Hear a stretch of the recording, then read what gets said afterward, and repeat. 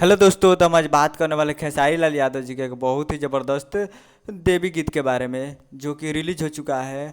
जिसे लिखे हैं कृष्णा बेदर्जी जी और म्यूजिक भी दिए हैं कृष्णा बेदर्जी जी, और इसे गाए हैं खेसारी लाल यादव जी। जो कि आज सुबह में 6 बजे इस सॉन्ग को रिलीज किया गया है।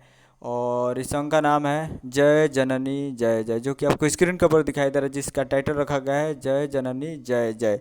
जो कि आज सुबह में 7 सितंबर को आज सुबह में 6 बजे रिलीज किया गया है खेसारी म्यूजिक वर्ल्ड पे। तो आप लोग इसे जाकर देख सकते हैं खेसारी म्यूजिक वर्ल्ड पे सुबह 7 बजे और सुबह 6 बजे 7 सितंबर को आज रिलीज किया गया है, जिसे गाए हैं खेसारी लाल यादव जी और लिखे हैं कृष्णा बेदर्जी जी और म्यूजिक दिए हैं कृष्णा बेदर्जी जी।